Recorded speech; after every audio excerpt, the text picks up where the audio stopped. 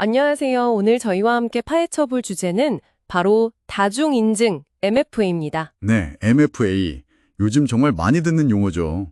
여러분이 공유해주신 여러 자료들을 바탕으로 이 중요한 보안 개념의 핵심만 쏙쏙 뽑아보려 합니다. 특히 지금 AWS를 열심히 공부하고 계신 여러분께는 정말 필수적인 내용이죠. 맞습니다. AWS 쓰시는 분들이라면 MFA 설정은 뭐랄까 거의 기본 세팅이라고 봐야죠. 자, 바로 시작해볼까요? 우선 MFA가 정확히 무엇인지 정의부터 좀 짚고 넘어가야겠죠? 네, 그렇죠. 아주 간단히 말하면 우리가 어디 로그인할 때요. 네네. 아이디랑 비밀번호만 넣는 게 아니라 거기에 추가로 뭔가 더 확인하는 절차예요. 그 뭔가가 이제 최소 하나 이상 더 있는 거. 그래서 다중 인증인 거죠. 아, 그러니까 비밀번호 외에 추가적인 증명 단계를 거친다 이런 의미군요. 맞습니다. 요즘 해킹이니 계정 탈취니 하는 보안 위협이 워낙 많아졌잖아요. 정말 심각하죠. 네. 그래서 이제 기존처럼 비밀번호 하나만 쓰는 방식은 솔직히 좀 위험해요. 피싱 공격이나 아니면 무차별 대입 공격 같은 거에 너무 쉽게 뚫릴 수 있거든요. 그렇죠. 비밀번호가 혹시라도 유출되면 그냥 끝이니까요. 바로 그겁니다.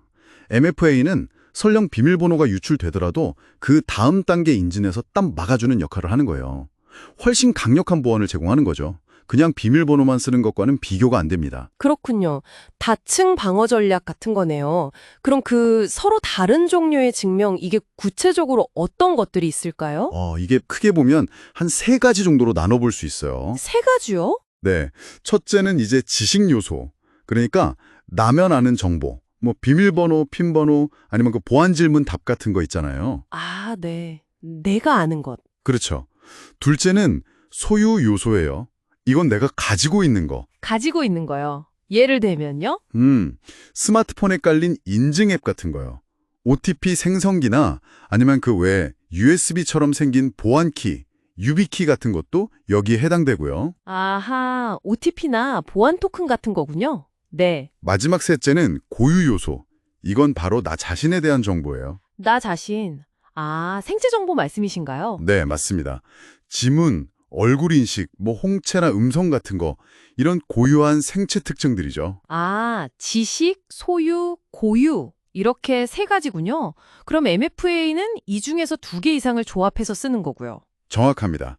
예를 들어 비밀번호 입력하고 스마트폰으로 OTP 소유받아서 또 입력하고 이런 식이죠.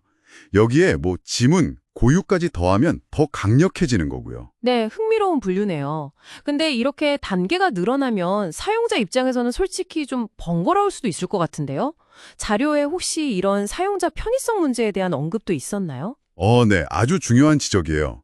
실제로 보내주신 자료 중 사용자 경험 연구 부분을 보면 MFA가 너무 복잡하면 사용자들이 귀찮아서 오히려 보안 절차를 건너뛰려고 할 수도 있다는 내용이 있더라고요. 아, 그렇죠. 너무 불편하면 안 쓰게 되니까요. 네.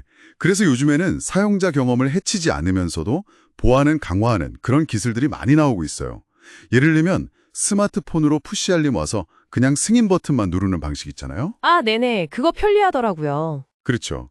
아니면 사용자가 평소에 로그인하던 시간이나 장소, 기기 같은 걸 시스템이 기억하고 있다가 평소랑 비슷하면 추가 인증을 생략하는 조건부 인증 같은 것도 있고요. 오, 똑똑하네요. 알아서 판단해 주는 거군요. 네. 그런 식으로 편의성이랑 보안 사이에서 균형을 맞추려는 시도들이 계속 이루어지고 있습니다. 그렇군요. 그럼 이런 MFA 기술들이 실제로 어디에 많이 쓰이나요? 특히 저희 청취자분들처럼 AWS 공부하시는 분들은 어떤 점을 좀 유의해야 할까요? 네. 바로 그 부분이 핵심인데요. 일단 기업 환경에서는 VPN 접속이나 회사 이메일, 내부 시스템 같은 거 접근할 때 MFA를 거의 필수로 요구하는 곳이 많고요. 네. 그리고 무엇보다 여러분이 공부하시는 AWS, 애저 같은 주요 클라우드 서비스 있죠. 여기서는 계정 관리에 MFA가 정말 중요합니다. 아, 역시 클라우드 환경이군요. 네. AWS 공부하시면 IAM이라고 들어보셨을 텐데요. Identity and Access Management. 네, IAM 사용자요. 그렇죠. 그 AWS 전체를 관리하는 루트 계정은 말할 것도 없고 특정 권한을 가진 이 IAM 사용자 계정에도 MFA를 꼭 설정하는 게 좋습니다. 이게 AWS 보안 모범 사례에도 계속 강조되는 내용이거든요. 루트 계정은 물론이고 일반 IAM 사용자에게도 MFA가 중요하다는 거군요. 네.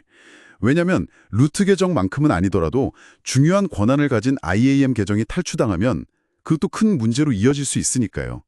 그 외에도 뭐 금융, 공공, 의료 분야처럼 민감한 정보 다루는 곳은 당연히 MFA를 많이 쓰고요. GDPR이나 ISO 27701 같은 국제 규제에서도 MFA 적용을 요구하거나 강력히 권고하고 있습니다. 그렇군요. AWS 자격증 시험 같은 거 준비할 때도 IAM, 사용자 MFA 설정 문제가 꼭 나오는 걸 보면 이게 정말 업계 표준이자 필수 사항이라는 게 느껴지네요. 그러고 보니 자료에 2단계 인증, 2FA라는 말도 있었는데 이건 MFA랑 다른 건가요? 좋은 질문입니다. 그게 조금 헷갈릴 수 있는데요. 네. 2단계 인증, 그러니까 2FA는 말 그대로 인증 요소를 두 가지만 사용하는 경우를 말해요. 딱 두 개요? 네. 근데 다중 인증 MFA는 두 가지 이상을 의미하는 좀 더 넓은 개념이거든요. 아, 그러니까 2FA는 MFA의 한 종묘, 뭐랄까 부분 집합이라고 보시면 됩니다. 예를 들어 비밀번호랑 OTP만 쓰면 2FA이면서 MFA인 거죠.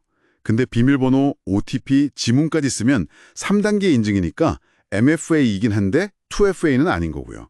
명확하게 이해됐습니다.